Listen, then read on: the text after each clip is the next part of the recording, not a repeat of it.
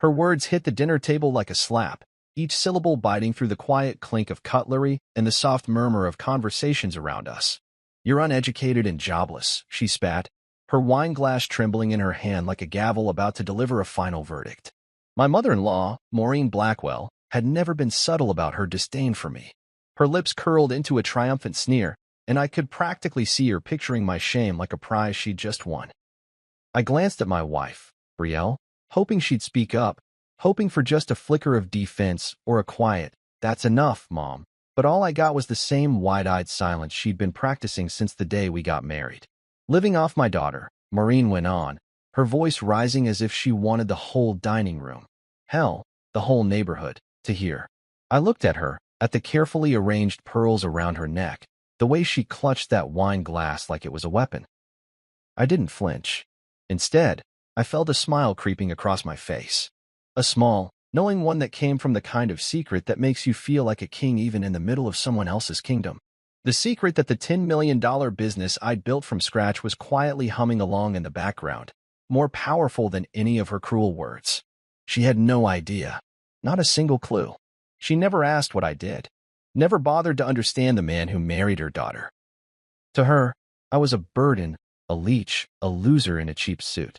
I watched the room like I was watching a stage play. Brielle's eyes were cast down, cheeks flushed. She wouldn't look at me, wouldn't look at her mother either. The weight of her silence pressed harder than the accusation itself. My chest tightened for a second, but I didn't let it show. Maureen took a final sip of her wine, set the glass down with a sharp click, and pointed at me like I was some kind of stain she'd found on her tablecloth. "Get out," she shouted, her voice trembling with anger and maybe a little fear. She expected me to yell back, to argue, to prove her right about who I was. But instead, I did something she never expected. I slowly stood up, smoothing out the sleeves of my shirt, letting the fabric settle neatly on my shoulders. I felt every eye on me, like I was some kind of exhibit in a zoo. But I didn't shrink. I didn't even glance at Brielle. "Okay," I said. Just that. Calm, measured, like I was leaving a meeting that had gone on too long. I picked up my keys from the table and gave Maureen a final, polite nod that probably confused her more than any comeback would have. She wanted a fight. I gave her a goodbye. I walked past Brielle, and for a split second, I paused, hoping for some spark of defiance in her eyes, some sign she'd stand up and say something. But there was nothing. Just a hollow stare that made me wonder how many times she'd let this happen before. The night air hit my face like freedom as I walked out the front door, each step echoing on the driveway like a drumbeat of my own resolve. I didn't rush. I wasn't running. I was done. 3 hours later, I sat at the airport lounge with a one-way ticket in hand. Kauai. My sanctuary. My other home. I bought it years ago with my own money, money I'd made, not money I'd married into. As the flight attendants called boarding, I leaned back in my seat and let the hum of departure announcements wash over me. No more polite dinners. No more silent betrayals. No more performing for people who wouldn't clap even if I danced on their table. On the plane, I watched the city shrink beneath me, its lights like dying embers, the glow fading as we rose higher. I didn't feel a single regret. My phone buzzed with notifications I ignored. Calls from Brielle's sister, messages from her father, but not from Brielle herself. I turned the phone off and let the quiet settle in. Somewhere over the ocean, I closed my eyes and thought about the years I'd spent proving myself to people who'd never cared to ask who I was. I remembered the late nights building a business no one bothered to learn about. The hours I spent teaching myself code and marketing strategy on borrowed Wi-Fi and library books. The first time I'd realized my one contract had turned into 5, then 20, then 100. Maureen's words had been the same for years. Get a real job. Be a real man. Stop embarrassing us. But the truth was, she never wanted a son-in-law. She wanted a trophy. And I was done pretending to be one. As the plane's wheels lifted off the runway, I let the thoughts settle in my chest like an anchor, but not the kind that drags you down, the kind that keeps you steady in the storm. 3 months later, the calls came, one after another. Every single day. And every time, I thought back to that night at the table, to the moment I stood up, adjusted my sleeves, and said, "Okay." No fighting, no explaining, just a quiet walk to the front door. And in that moment, I knew I'd finally chosen me. High school was a haze of fluorescent lights and broken pencils, late-night shifts at the all-night diner, and a backpack that smelled like old coffee. I'd show up for morning classes with grease on my sleeves, eyes half closed, hoping no one noticed I'd barely slept. College was a dream that never quite found its place in my reality. Tuition fees were a number that stared at me from glossy brochures, mocking me for daring to think I could afford them. Instead, I worked. Anything that paid. I scrubbed floors, washed dishes, and stacked boxes in backrooms that smelled like sweat and disappointment. But every night, when the world was quiet, I'd sit at a borrowed laptop, chasing tutorials and trial subscriptions, determined to find the edge I'd never had in a classroom. The first time I stumbled on digital marketing, it was through a free trial for an online course I couldn't afford. I devoured it like a starving man. Click-through rates, conversion funnels, sales copy. It all felt like a secret language that no one had thought to teach me. I learned from YouTube playlists at 2 a.m., my eyes burning with the strain, but my heart beating faster with every piece that clicked into place. I'd pause videos, take frantic notes in a cracked notebook, and run cheap ad campaigns that flopped more often than they flew. But I didn't stop. I couldn't afford to. One client came from a local bakery whose website was stuck in 2009. I offered to revamp it for free, just for the portfolio. They agreed, probably out of pity more than anything else, but by the time I was done, their sales had doubled. Word spread like butter on warm bread. One client turned into 3, and 3 turned into 30. The living room of my one-bedroom apartment became my headquarters. Sticky notes on the wall, coffee rings on every surface, my laptop perched on a pile of cookbooks because I couldn't afford a proper desk. I'd work 12-hour days in that space, the TV always off, the curtains closed to keep distractions away. Every dollar I made went back into the business. I learned to scale. I learned to sell. I learned to outsource the stuff I couldn't do myself. By the time I hit 30, I was making in a month what my in-laws bragged about in a year. I remember the day Brielle's mother came over unannounced. She looked around at my cluttered apartment, my empire in disguise, and sniffed like she'd stepped in something foul. "When will you get a proper job?" she asked, eyes darting to the stacks of books and loose papers on the floor. I just smiled and shrugged, letting her think what she wanted. It was easier that way. Easier to let them believe I was a nobody than to fight for a seat at their table. I thought silence would buy me peace, that if I kept my success hidden, they'd leave me alone. But silence doesn't buy peace. It buys their permission to keep disrespecting you. I learned that the hard way. Every family dinner was a test. A snide remark here. A passive-aggressive comment there. Jobless, they'd whisper, like it was a curse. And Brielle, sweet, quiet Brielle, she'd just sit there, eyes fixed on her plate, hoping the storm would pass. I'd look at her and wonder if she even saw me at all, the real me. The man who was paying the rent and the groceries and half the time, her car payment. The man who was quietly building a business that could have changed all of their lives if they'd let it. But I never corrected them. I let their ignorance wash over me like rain on a windshield. And the more I stayed silent, the louder their voices got. I kept thinking, maybe they'd see me differently if they knew. But something inside me refused to hand them my story. They didn't deserve it. They didn't ask. They didn't care. So I stayed quiet and let them define me as they liked. A burden, a leech, the uneducated high school dropout who got lucky marrying their golden girl. Let them think what they wanted. Let them believe the lie they'd built. Because one day, I knew the truth would stand on its own, tall and unshakable. And when that day came, I'd be the one holding the mic. They wouldn't even get a chance to clap. The day I landed my first six-figure contract, I was sitting in that same living room, the window open to let the evening breeze in. I stared at the number on the screen, $120,000, and for a moment, I felt like I could breathe. Like all those nights of studying and hustling had been worth it. I'd built this. With no degree, no trust fund, no fancy business school connections. Just grit. Just hours no one saw and sacrifices no one would ever appreciate. I wanted to shout it from the rooftops, but instead, I called Brielle. She answered on the third ring, her voice tired.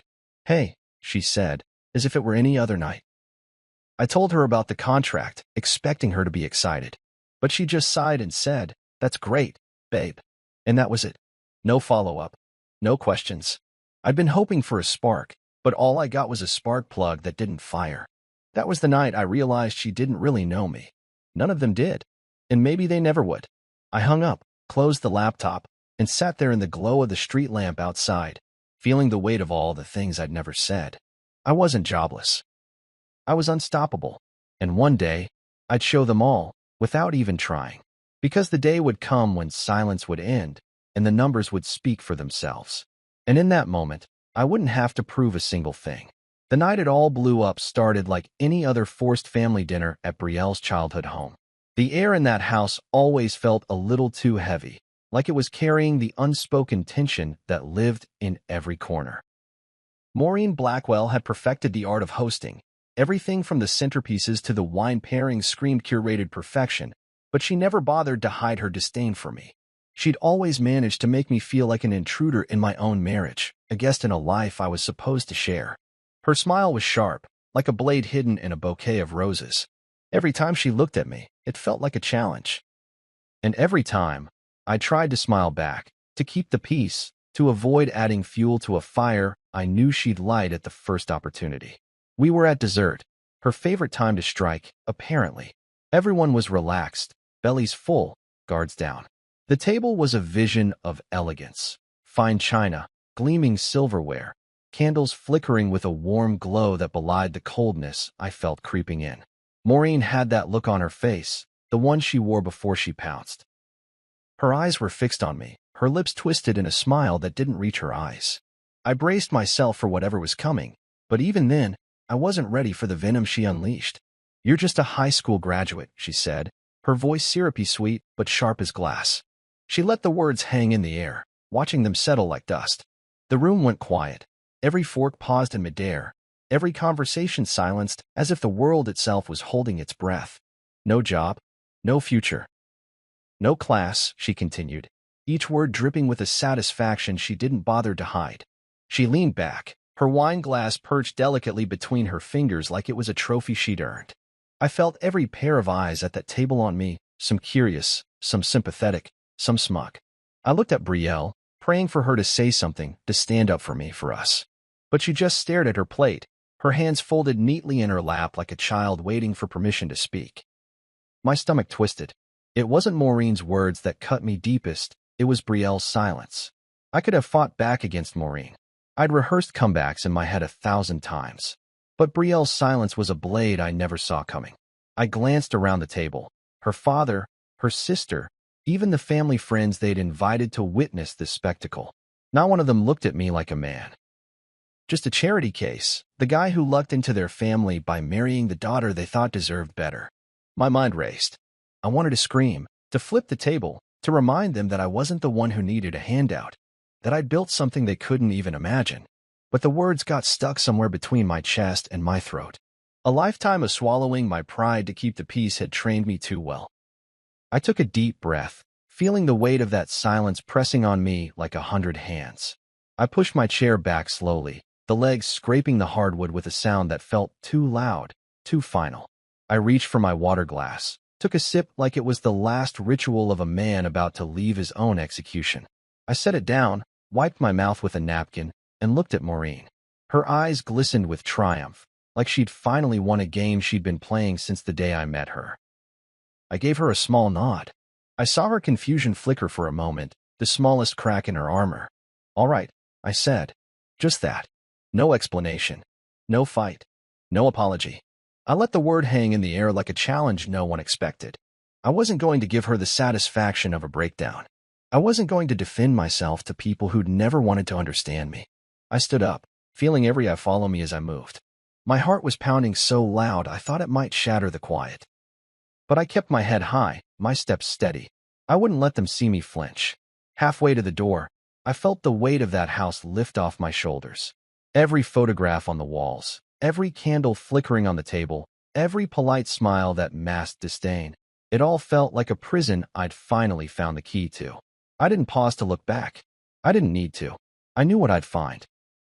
Maureen smirking in victory, Brielle's head bowed in defeat, and a table full of people who'd never once asked me who I really was. I stepped out into the night, the cool air hitting my face like a baptism. I felt lighter than I had in years. For the first time, I wasn't pretending. I wasn't trying to belong at a table that had never wanted me there. I walked down the driveway, my breath coming easier with every step. My phone buzzed in my pocket, a call from Brielle I knew I wouldn't answer. Not tonight. Not after that. The porch light flickered behind me, but I didn't turn around. I didn't owe them that. As I reached the street, I let out a breath I'd been holding for too long. The night stretched out before me, full of possibilities I hadn't dared to imagine. I didn't know where I'd go or what came next. But I knew this. I was done. Done playing the role they'd written for me. Done sitting at a table where my worth was measured by the letters after my name or the shoes on my feet. I was done being silent. Done being small. I'd let them think I was jobless, worthless, powerless. Let them believe their own lies. Because one day, they'd learn the truth. And on that day, I wouldn't even have to raise my voice. I didn't even pack. I just walked out of that house, leaving everything behind except the certainty that I was finally free. The air outside was cool against my face, a sharp contrast to the suffocating tension that had built up in that dining room like a bad smell. I drove home in silence, my mind a swirl of thoughts that didn't want to settle. Part of me wondered what Brielle was doing, if she'd run after me, if she'd call or text or try to fix what her mother had broken. But the other part of me, the part that had been waiting for this moment, knew she wouldn't. She'd stand there in that fancy dining room, eyes downcast, hands folded, wishing I'd just laughed it off like I always did. When I got home, I didn't even turn on the lights. I moved through the familiar darkness, letting my hands guide me to the hallway closet. My passport was in the lockbox on the top shelf, right where I'd left it. I grabbed it, along with my laptop and the duffel bag I always kept packed for emergencies. The same one I'd carried on my first business trip, the one that still smelled faintly of airport coffee and cheap cologne. I stood there for a second, the weight of it all settling in. This wasn't an emergency. This was liberation. I opened my laptop and searched for the next flight to Kauai. First class, no layovers. My hand hovered over the Book Now button for a second, but I didn't hesitate. I hit purchase and felt a sense of calm wash over me. I wasn't running away. I was choosing myself. My beachfront villa in Hawaii had been my secret workspace for years. The place where deals were made, strategies were born, and where I reminded myself that I didn't need their approval to be successful. Now, it would be my sanctuary, a place to rebuild on my own terms. I zipped the duffel shut and walked through the house one last time. Every corner felt like a memory, a ghost of a life I'd outgrown. The couch where Brielle and I had our first real fight. The kitchen where I'd cooked countless dinners, hoping to impress her, to make her proud. The bedroom where silence had settled in like an unwanted guest. I didn't feel sadness, just relief. I locked the door behind me and headed for the airport, the streetlights passing overhead like silent witnesses to my exodus. The flight was long, but the first-class seat felt like a throne. I ordered a drink I didn't need, stared out the window at the endless stretch of night sky, and let the hum of the engines lull me into a strange kind of peace. Somewhere over the Pacific, I thought about Maureen, about her wine glass raised like a sword, about the smirk she wore like a crown. I wondered if she felt triumphant now, if she was already planning how to spin my exit as proof that she'd been right about me all along. Let her. She'd built her castle on assumptions, and I'd let her. I'd handed her the stones and the mortar, but no more. When the plane landed, the warm, humid air hit me like a welcome home. The sky was streaked with the first hints of sunrise, the horizon blushing pink and gold. I stood on the tarmac for a moment, breathing it all in. This was mine, my safe place, my own slice of paradise. I caught a cab and gave the driver the address. As we wound through the narrow streets lined with palm trees and small shops opening for the day, I felt the weight on my shoulders start to lift. The villa was just as I'd left it. The scent of salt and hibiscus in the air, the sound of waves crashing in the distance. I unlocked the door and stepped inside, the cool tile floor grounding me in the moment. No in-laws. No dinner tables. No silent stares or forced conversations. Just me and my laptop. I dropped my bag in the hallway and walked to the living room. The ocean view stretched out before me, a canvas of possibility. I opened the sliding doors and let the breeze fill the space, carrying away the last traces of that dinner table, that house, that life. I set up my laptop on the teak table by the window, the same spot where I'd closed deals worth more than my in-laws' entire net worth combined. I powered it on, the familiar glow of the screen like a sunrise of its own.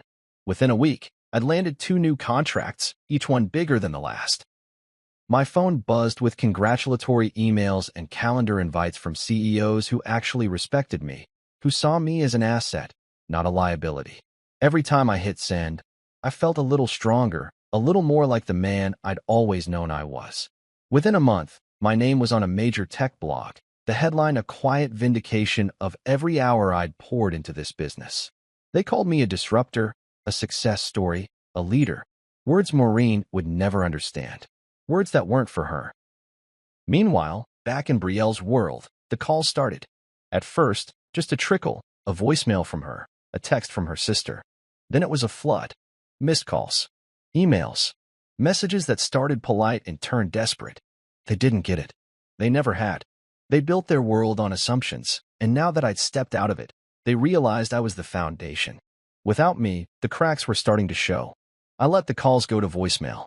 I wasn't ready to answer. Not yet. I'd spent too long explaining myself to people who'd never bothered to ask the right questions.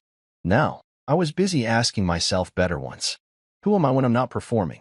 What do I want from the people I love? What does respect really mean? And what am I willing to do to protect it? Those were the questions I sat with on the lanai, watching the sun dip below the horizon, the waves turning gold in the fading light. Every day, the villa felt more like home. Every day, the silence felt more like music. And every day, I found new ways to build the life I wanted, one that didn't depend on their approval. I thought I was running away, but I was really running towards something real, something mine. And for the first time in a long time, I wasn't afraid of where that might lead. The first voicemail came on a Tuesday morning. I'd been sitting on the villa's lanai, laptop open, the ocean stretching out before me like a promise. The sound of the waves had become my new soundtrack, a quiet reminder that I was finally where I belonged, far away from the chaos I'd left behind. But the moment the screen lit up with her name, Brielle, I felt that old familiar pang in my chest. I pressed play, her voice trembling through the speaker. "Babe, I didn't know she was going to say all that." "I was caught off guard," she said, her words stumbling over each other like they were racing to convince me. I could almost see her standing in our old kitchen, phone pressed to her ear, eyes red, makeup smudged from crying. I let the voicemail end without replying. My thumb hovered over the call button, but I couldn't do it. Not yet. I scrolled through the other messages piling up, some from her, some from her sister, even one from her father. Each one a different flavor of guilt and blame. Her sister's voice was sharper, accusing. "You're punishing her because of our mom?" she asked, her tone biting. Like I'd walked away from a fight I was supposed to lose. Like I'd given up on a family that had given up on me long before that dinner table. Then came the text from Maureen herself. "We didn't mean it like that." A lie so transparent it made me laugh out loud. She'd meant every word. She'd meant for me to feel small, to remember my place, to understand that no matter what I did, I'd never be good enough. And I'd let her for too long, but not anymore. The messages kept coming, but I ignored them all. I poured myself another cup of coffee, the steam rising like a prayer I didn't know I needed, and leaned back in my chair. I watched the sun climb higher over the ocean, felt its warmth on my face. Every time my phone buzzed, I felt the tension in my chest tighten, a coil of regret and anger that threatened to unravel all the progress I'd made. But I held on. I wasn't ready to let them back in. Not yet. 3 days later, I finally answered. Brielle's name lit up my screen again. Her picture, a candid shot of her laughing in the garden, taunting me with memories of easier times. I took a breath and pressed accept. Her voice hit me like a wave. "Why are you doing this?" she asked, and I could hear the tears in her voice. "Why are you punishing me?" I closed my eyes, the salt air filling my lungs. "Because," I said slowly, choosing each word like a weapon, "you let her humiliate me, and you said nothing." There was a pause. I could hear her breathing, a sharp inhale like she was trying to gather the courage to fight back. "But you didn't say anything either," she finally said, her voice small, as if she already knew it wasn't enough. I shook my head, even though she couldn't see it. I was tired of trying to prove myself to people who already decided I was nothing, I said, my voice steady. The words tasted like freedom on my tongue, the truth I'd been too afraid to say for too long. Silence stretched between us, a gulf that felt wider than the ocean separating us. I imagined her standing there, phone pressed to her cheek, mascara running, lips trembling. I'd always been the one to fix things. The one to bend, to compromise, to smooth things over. But I couldn't do that anymore. I wouldn't. Not for her. Not for anyone. "I'm not coming back," I said finally, the words solid and unyielding. "Not until you understand what it cost me to stay silent all those years." she cried then, the sound breaking through the phone like glass shattering on a marble floor. But I didn't cry. I just listened. The ocean behind me, a steady heartbeat that reminded me why I'd come here in the first place. I never wanted this, she whispered. I never wanted you to leave. I leaned back, my chair creaking under me, and let the sun warm my face. But you let them push me out, I said, my voice softer now. You stood by and watched. She said nothing after that, just the sound of her breathing, the soft hum of defeat. I let the silence fill the space between us. It felt like the most honest conversation we'd ever had. No more pretending. No more polite lies to keep the peace. Just the raw truth, exposed like a wound that had finally been allowed to bleed.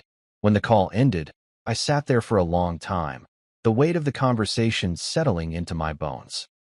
I thought about all the times I'd stayed quiet, all the times I'd smiled through their insults, all the times I'd let them believe their lies about me. I thought about the years I'd spent trying to belong to a family that never wanted me, and I felt something shift inside me, a sense of peace, a sense that maybe, finally, I didn't have to prove anything to anyone. I turned my phone off and set it on the table, the screen dark and silent. I picked up my laptop and dove into work, my fingers flying across the keyboard like they were chasing something real, something that mattered.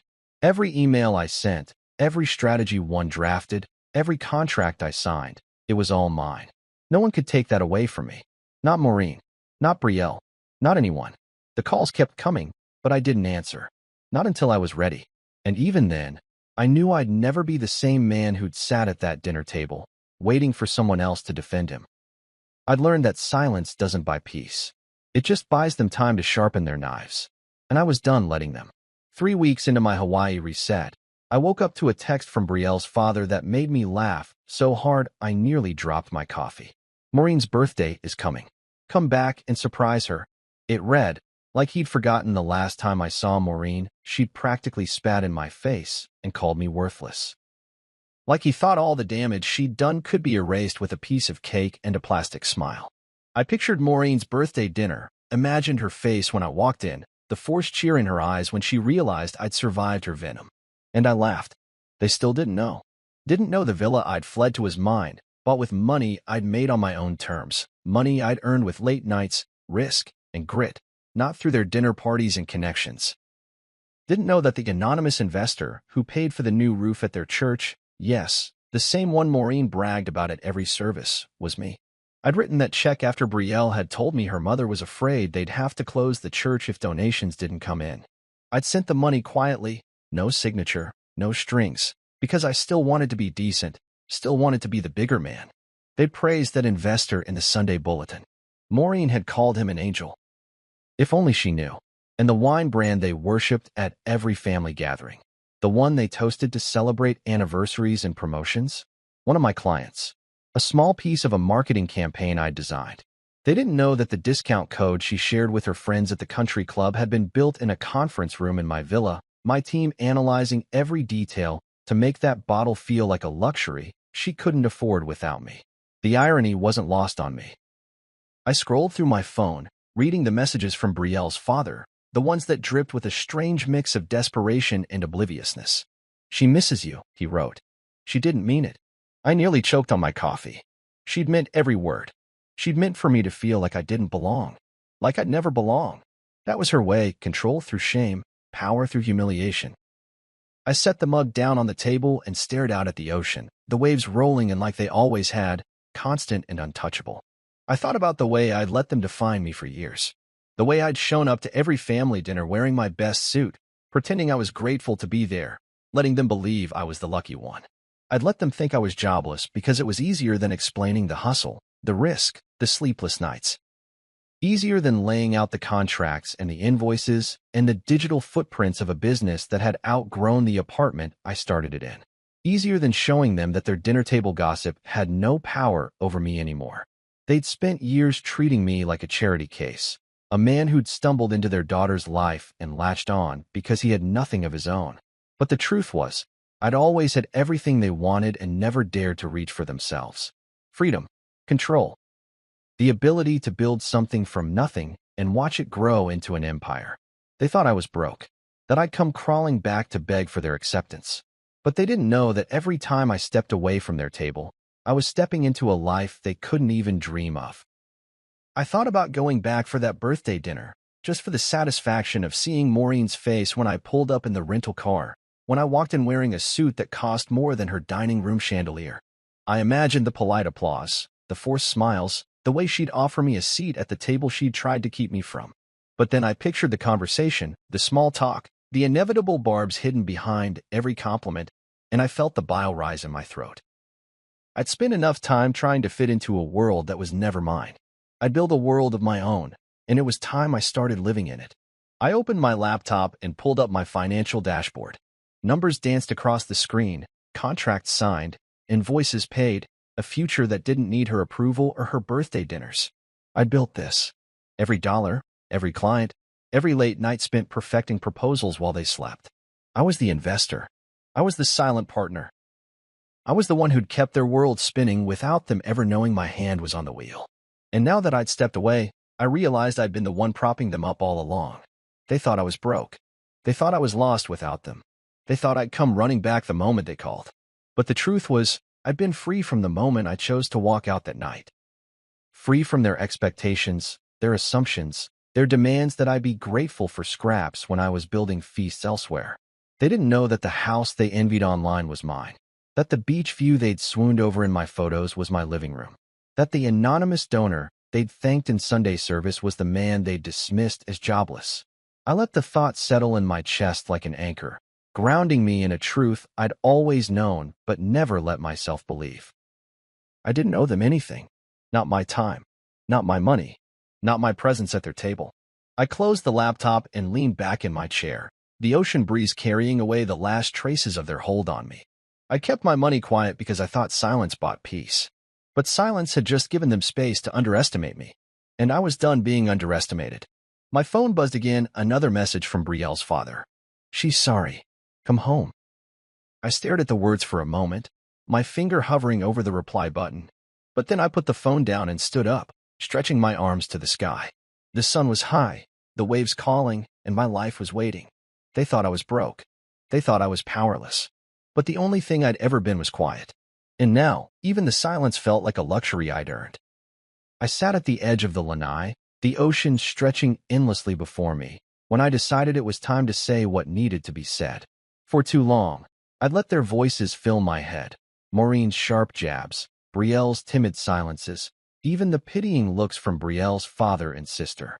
Every one of them had shaped a version of me that didn't exist, the jobless leech, the man who owed them everything, the one who should be grateful just to be tolerated. But they'd never asked who I really was. And I'd never volunteered to show them. Until now. I opened my laptop and drafted the email with hands that didn't shake. Not this time. I addressed it to Brielle, Maureen, her father, her sister, and anyone else who'd ever sat at that table and pretended to know me. Since everyone was so concerned, I typed in the subject line, letting the sarcasm drip through every keystroke. I paused for a moment, staring at the blinking cursor. This was more than just a message. It was the closing of a chapter I'd let them write for me far too long. I attached the Forbes feature, the one that called me a rising star in the digital marketing world, the one that put a face to the empire I'd built quietly while they thought I was playing video games in the basement. Then the financial statements, proof of my $10 million in earnings last year, every dollar accounted for. The villa's deed, with my name in bold letters under owner. A polite but firm note. I'm not angry. Just done explaining myself. I've never been jobless. I just stopped trying to impress people who rooted for me to fail. Consider this your formal unsubscription from my life. I stared at those last words, feeling them sink in. For years, I tried to earn their approval with polite smiles, by biting my tongue, by playing the role of the grateful son-in-law who always asked for scraps. I'd let Maureen's insults roll off me like water, telling myself it was better than starting a war that Brielle would be forced to mediate. I'd watch my own wife's eyes dart away every time her mother said something cruel, watched her shrink into silence instead of standing up for me. And every time, I told myself it wasn't worth the fight. That peace was more important than pride. But now, sitting here with the waves crashing against the shore, I realized that peace wasn't real. Not when it came at the cost of who I was. Not when it meant swallowing my worth so they could feel tall. I had sinned. The message disappeared into the digital ether, carrying with it every ounce of my silence, every apology I'd never owed them. For the first time in years, I felt light. Like I'd shed a weight I'd been dragging behind me, a weight I didn't even realize I'd been carrying. My phone buzzed almost immediately. Not calls, texts. A flood of them. Brielle's name flashing over and over.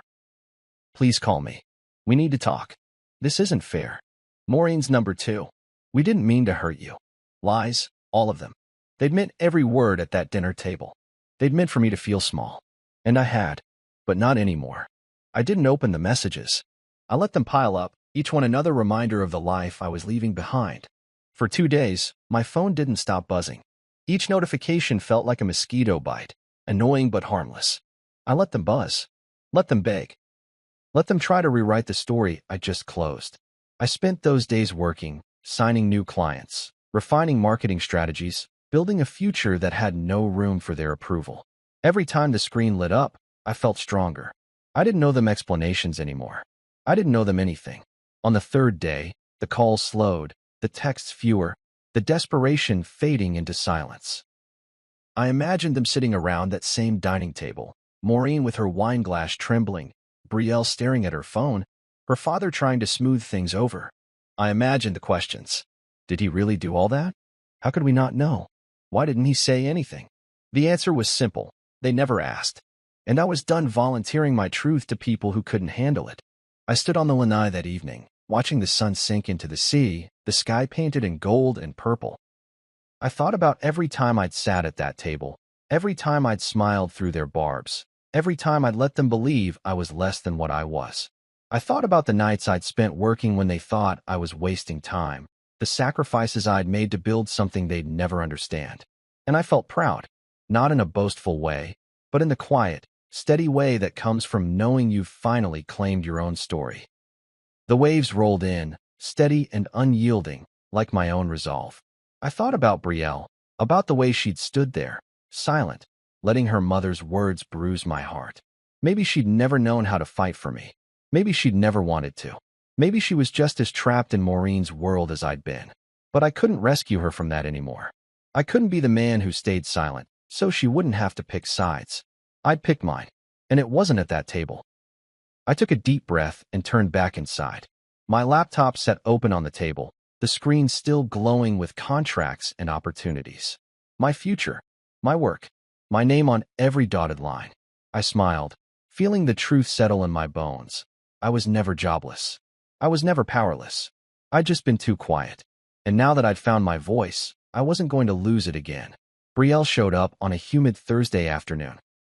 I saw her from the lanai, her figure small against the ocean backdrop, the kind of image that might have been romantic once but now felt like a question mark I'd already answered. She stood on the sand, a linen dress clinging to her knees, mascara smudged beneath her eyes like war paint. I watched her stand there, uncertain, shifting her weight from foot to foot as though the ground might suddenly open up and swallow her. Part of me wondered if she'd expected a hero's welcome, or if she'd even thought that far ahead. But I didn't move. I stayed in my chair. Laptop open beside me, coffee cooling in its cup. She didn't knock or call out. She just looked up at me, her eyes wide and searching, and I saw the woman I'd married, the one I'd loved enough to endure every family dinner, every snide comment, every moment of silence when her mother's words hit like a slap. She finally climbed the steps to the villa, barefoot and trembling. Her hands were balled into fists, and I wondered what she'd rehearsed on the flight over, what apologies she'd prepared. But when she opened her mouth, the first thing she said wasn't an apology. It was a question. You didn't give me a chance, she said, her voice breaking. The wind carried her words across the lanai, and I felt them settle in my chest like a stone. I didn't move. I let her stand there, let her eyes dart from me to the table, to the ocean, to anything but my face. Because she knew. She knew she'd stood there and said nothing. She knew her silence had been as loud as her mother's insults. You stood there, I replied, my voice low even, in silence. I didn't need to raise it. I didn't need to yell. The truth was enough. It hung between us, undeniable and unyielding. She shook her head, a tear sliding down her cheek, leaving a trail of mascara in its wake. I didn't want to cause a scene, she said, like that explained everything. Like that made it okay that I'd been humiliated while she kept her seat at the table. Like her discomfort was more important than my dignity. I looked at her, really looked at her, and saw the fear in her eyes. Not fear of me, but fear of what she'd lost. Fear that I'd built something stronger than the silence she'd relied on. But I was the scene, Brielle, I said, my voice cracking just enough to let her hear the exhaustion beneath it. I was the man you were supposed to stand beside, and you couldn't even find the words to say, "That's enough." She opened her mouth to argue, but the words died before they could form. She sank into the chair across from me, her shoulders slumped, her head bowed. For a long time, we just sat there, the ocean roaring behind us like a witness that didn't care who was right or wrong. She started talking small things, apologies wrapped in explanations. I was scared, she said. She's always been like that. I didn't want to make it worse. She tried to make me understand, tried to make her silence seem like a kindness, a survival tactic. But every word felt like an excuse. I listened, because that's who I'd always been, the listener, the peacemaker, the one who made space for everyone else's pain. But this time, I didn't offer comfort. I didn't reach across the table to take her hand. I let the words come and go, like the tide, washing over me but not pulling me under. When she finished, she looked at me, eyes wet and pleading. "Can we fix this?" she asked, her voice small. "Can we go back?" I let the question hang there, let it settle between us like smoke. I thought about every time I'd sat at that dinner table, every time I'd felt her hand slip away from mine under the table, every time her eyes had darted to her mother instead of me. I thought about the years I'd spent proving myself to people who'd never asked who I really was. And I realized I couldn't go back. Not to that man, not to that silence, not to that table. I shook my head, slow and deliberate. "I don't know," I said, because that was the truth. I didn't know if she could be the woman I needed, the one who'd stand by me instead of shrinking into the background. I didn't know if I could be the man who'd forgive her silence every time her mother opened her mouth. What I did know was that peace had finally found me here. In this villa, with the ocean as my soundtrack, with my business thriving and my heart finally steady. I wasn't sure I'd give that up again. She wiped her eyes with the back of her hand and looked out at the horizon, as if the answers might be waiting out there with the sun. "I love you," she said, and the words felt too small, too late. I believed her, but I didn't know if that was enough anymore. I didn't know if love could fix the cracks that had been forming for years, the ones that had finally split open that night at her mother's table. We sat in silence, the waves crashing in the background, the air thick with everything we weren't saying. And for the first time, I didn't rush to fill the silence. I let it breathe. I let it speak. Because I learned that sometimes silence was the loudest thing in the world. And sometimes, it was the only thing left. When the sun dipped below the water, painting the sky in streaks of gold and purple, she stood. She didn't ask for a hug, didn't reach for my hand. She just stood there, looking at me with eyes that were too tired for tears. "I'll go," she said, her voice barely a whisper. I nodded, not because I wanted her to leave, but because I knew she needed to. She turned and walked down the steps, her bare feet leaving prints in the sand that the tide would soon erase. I watched her go, my chest tight, but my mind clear. This was peace, I realized. Not the kind that came from pretending everything was okay, but the kind that came from letting go of what never was. And I wasn't sure I'd give that up again. Not for her. Not for anyone. I was on the lanai with a fresh cup of coffee and my laptop open when I saw the figure coming up the walkway. My heart didn't jump or race. It was just a dull thud, like a reminder of a story that refused to close. Maureen. Even from a distance, I could see the careful lines of her makeup, the crisp white blouse that probably cost as much as a month's rent in my old neighborhood. She was holding a gift basket, artificial smiles woven into plastic wrap, the kind of apology that tried to buy forgiveness. I didn't move from my chair. I'd built this seat, this view, this life. She was the one who had to cross the threshold now. She paused at the steps, her eyes darting around like she expected someone else to come out, like Brielle might still save her from this confrontation. But no one came. It was just us and the ocean. She cleared her throat, gripping the basket like a shield. "I was wrong," she said, her voice trembling in a way that almost sounded genuine. Almost. I let her words hang there, the sea breeze carrying them away. I didn't say a word. I wanted her to feel the silence, the same silence she'd let fester between me and her daughter for years. The silence that had rotted the roots of a marriage she'd never really respected. She shifted, her fingers picking at the plastic wrap. I didn't know, she stammered, her eyes finally meeting mine. I didn't know you'd, she stopped, searching for the word. Succeeded? Survived? Proven her wrong? I almost laughed, but the sound stuck in my throat. I leaned back in my chair, arms crossed over my chest. No, I said, my voice steady. You didn't want to know. Her eyes flinched like I'd slapped her. I watched the realization bloom across her face, the understanding that maybe she'd never really seen me at all. She tried again. Can we talk inside? She asked, glancing nervously over her shoulder, as if afraid someone might see her here, on my porch, admitting she'd been wrong. I shook my head. We'll talk right here, I said, nodding at the wicker chair across from me. The ocean was my witness. I wanted it to see this, wanted it to hold me steady if her words tried to unseat me. She hesitated, then sat, setting the basket on the table like a peace offering. I didn't touch it. I was wrong, she repeated, her hands wringing in her lap. I was angry that night. I said things I shouldn't have. I tilted my head, studying her. No, I said again, slow and deliberate. You said exactly what you meant. You just didn't expect me to leave. Her lips parted, but no words came out. She blinked, eyes glistening, but I didn't feel sorry for her. I'd carried too many of her tears already, soaked up too many of her backhanded apologies. Not this time. She reached for the basket like it might give her courage. I thought she started, but I cut her off. You thought I'd stay quiet, I said, my voice rising just enough to carry over the waves. You thought I'd keep showing up to those dinners, keep taking your insults with a smile. You thought I'd keep playing the part you wrote for me. I leaned forward, elbows on my knees, staring straight into her eyes. You never thought I'd stand up and walk away. She flinched, her fingers tightening on the handle. I didn't know, she whispered, her voice cracking. I didn't know you'd built all of this. She gestured weakly to the villa, the view, the life I'd carved out of the space she'd always claimed I didn't deserve. I didn't know you had it in you. I laughed then, a sharp, humorless sound that made her jump. Of course you didn't, I said. You never asked. You never cared. You only saw what you wanted to see, a man who didn't measure up, who needed your daughter's family to survive. Her tears came then, sliding down her cheeks like an afterthought. I let her cry. Let her feel the weight of every insult, every sideways glance, every dinner table where I'd been the punchline. She sniffed and wiped her eyes with the back of her hand, smudging her mascara. Can we be family again?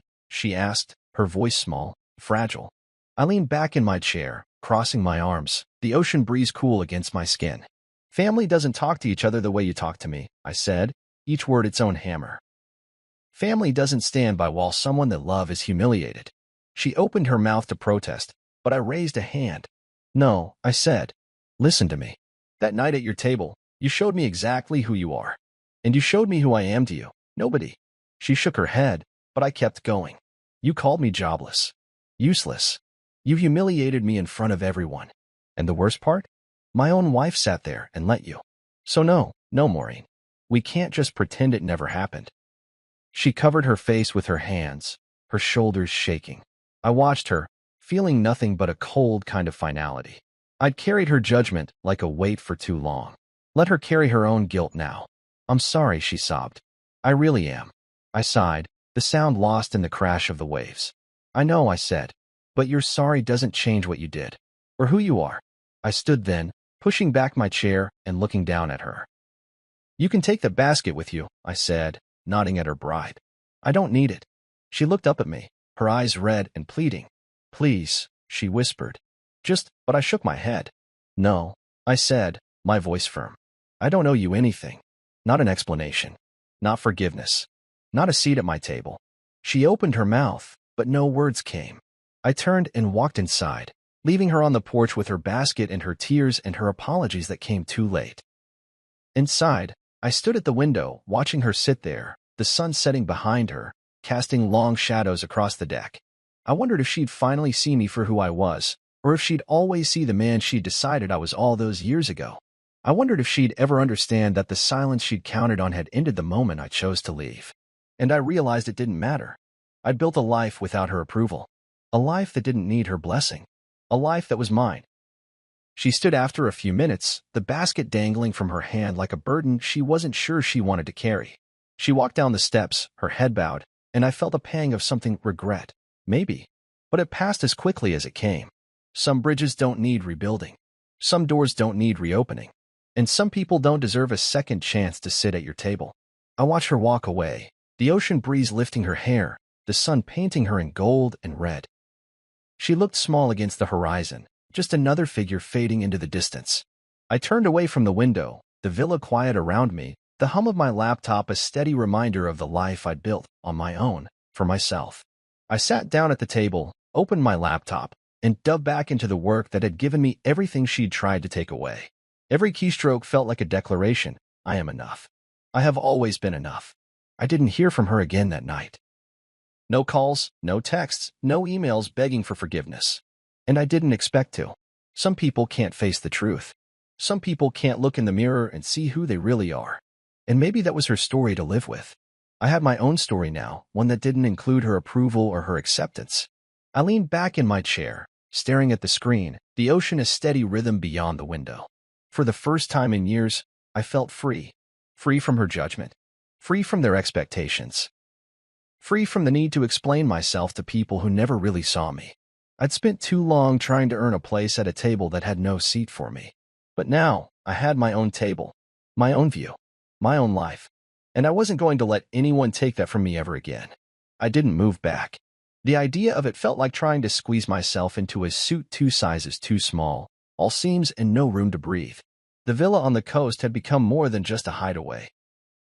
It was my home, my headquarters, my fortress. Every morning, I woke up to the hush of the waves and the smell of salt in the air, the sun warming my skin before I even left bed. It felt like a place built for truth. No fancy dinner tables, no forced politeness, no carefully rehearsed apologies. Just me and the rhythm of my own life. Brielle chose to join me.